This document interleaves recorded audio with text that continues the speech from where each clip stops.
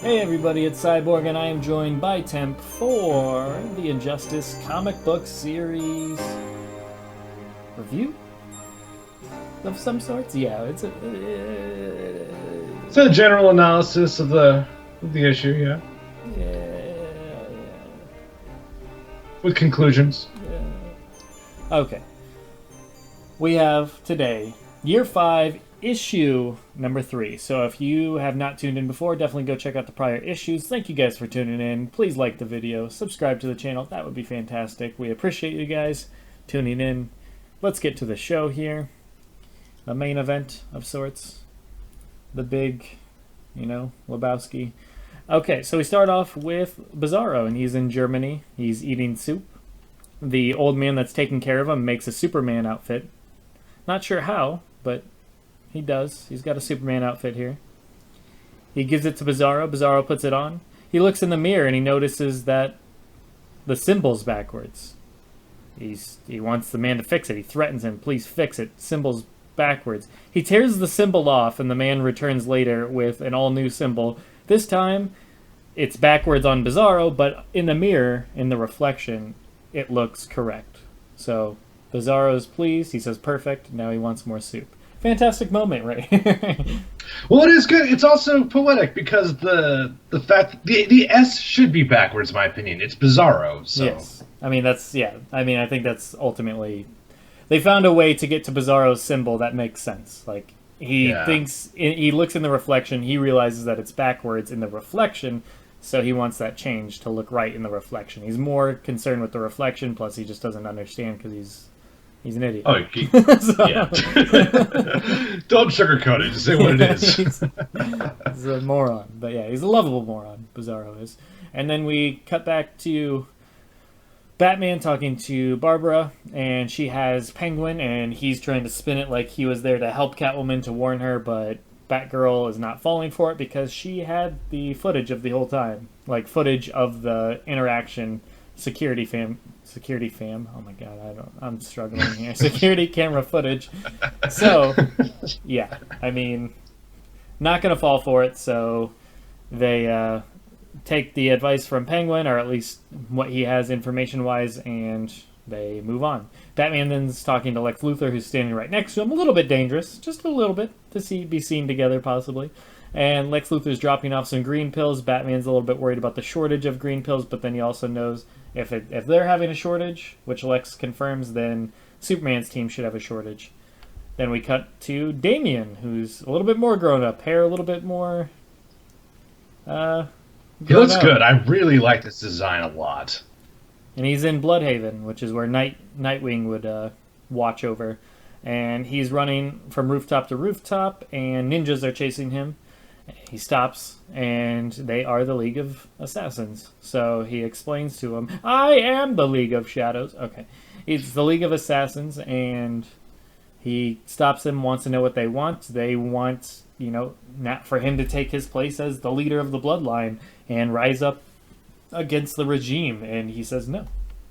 They call him out for being a lapdog of Superman now, after being a lapdog of Batman. So they go to attack him. He fights back, and he ends up killing all of them. Yep, it's a bloody mess. There's swords in people's heads. I mean, this was a good moment. I'm reading it differently now because earlier I was thinking like, oh man, this is what happens to you when you hang out with Superman for too long. But then I'm like, no, he's Damian. He probably would have done this anyway. Yeah. This is not so much the presence of Superman as it is the absence of Batman. Yeah, this is him regardless, for sure. So I didn't think of it that way before. I was like, I think I like it worse now, but it's still good. It's still good. I do like that after they're all dead laying on the ground, he says, I ever see your kind again, I'm going to make it my life's mission to hunt down every last member of the League. It's like, who's he passing that message along? Like, that's something you usually say to, like, one person, like, you tell your kind if I ever see you come around here in these parts. Like, it doesn't really work when you kill them all. Maybe you leave one of them alive next time. It's been established Damian is not the smartest, but yeah, that is kind of funny. It's like he's talking to a head on a stick, if I ever see you again in this area. Don't push my buttons, pal, or you'll live to regret it. It's like he's giving him the warning after he's murdered them all. It's great. So, yeah, and then we cut to Superman once again. sitting on his throne, thinking, doing the whole thinking finger. And he's talking to Wonder Woman, who explains, I'm not okay with this. You know what this means? If Bane took him there, to a secret hideout instead of coming here, that means torture, and I am not okay with that.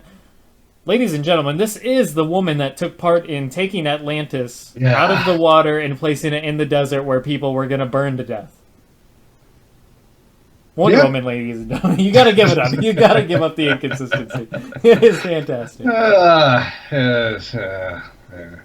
Anyways, so we'll move along from that, and then we cut to Bane and Killer Frost. They continue to torture Catwoman. She's not giving in, and she's potentially got hypothermia at this point. She's freezing.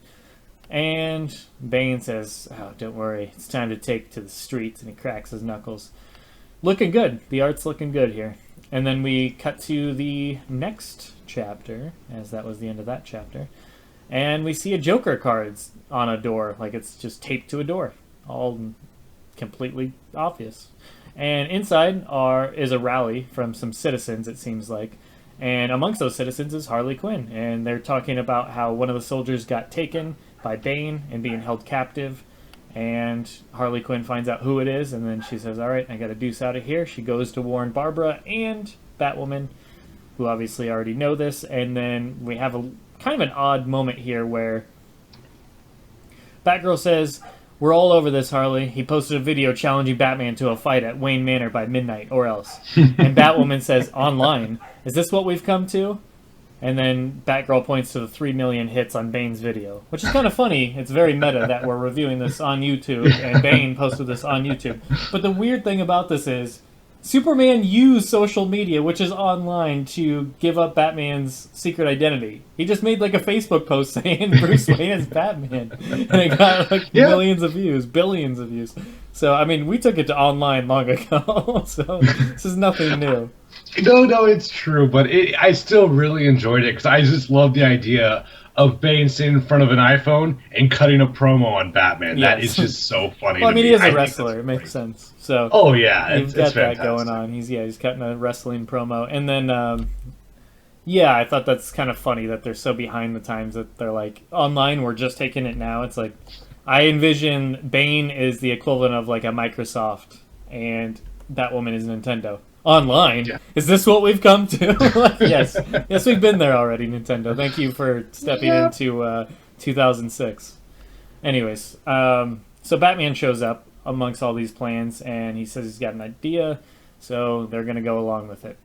Bane and Killer Frost are outside Wayne Manor, and they're waiting for Batman to show up, and Killer Frost suggests that they knock. Bane says, you'll see Batman will show. And then they step out of the doorway. So they were in the whole time, and they were surprised by that. Maybe we should have knocked. Anyways, Batman comes rushing in, and they start fighting. Both have backup, but they're going to sit this one out and just watch these two go mano-y-mano. Batman's just purely trying to avoid Bane. He's not trying to fight him. He's just trying to play evasion. Meanwhile, we see that the Team Batman are up to some sort of tactic here. Batgirl's scanning the systems, looking for where Catwoman exactly is. She eventually finds it, and that's right about the same time that Bane finally hits Batman, and he crashes. It's like glass shattering. So clearly there was some sort of trickery going on, and Batman's not really there. This pisses everyone off, so Bane and Killer Frost start attacking Harley and Batwoman. They all start fighting, and immediately Superman and Wonder Woman crash the party and threaten everyone to tell them where Batman's at, or where Catwoman's at, I should say, not Batman, but they're focused on getting Catwoman back. Meanwhile, Batgirl is in the thick of it, knee-deep in this, and she found Catwoman. She goes in to rescue her, but Killer Croc spoils the party. He starts a fight with Batgirl. She questions whether he's with the regime or not, and he says, yep, I'm still going to kill you. So, not sure what's up with Croc there. But the rest of them, Harley says, you know what, you go ahead and you take Killer Frost, and she's going to take Bane, Wonder Woman, and Superman all by herself, which is great. It's great that Harley just has the self-confidence. Great stuff. She's a self-esteem role model, except for the Joker stuff. And then yeah, it's awesome. Yeah, and then we see headlights come from behind Bane, and all of a sudden Batman must have gotten his full 3 bars a meter, and or 4 bars or whatever the hell it is, and pulls a super on Bane, crashing the Batmobile right into Bane, and he says, "You looking for me?" and hops out. And we're left off with there. Superman clearly knows where Batman is, so Batman dies right on the spot, and that's the end of Injustice. Just kidding. We're left on a to be continued. Thoughts?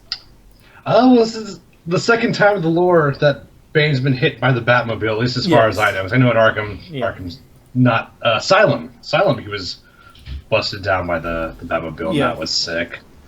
I do want to say, like, it would have been really nice when Harley was wearing her 12-year-old boy disguise with like the fedora and the trench coat. That really would have been a nice moment to have the fake mustache, I thought. Yeah, that was like her Joker get up. Like the purple hat and stuff that she wore before. Was it? I thought it was brown. That's interesting. I thought it was purple. Let me double check. Still got them pulled up here. Well, it's got that bar lighting, so it really could be either, honestly. Yeah.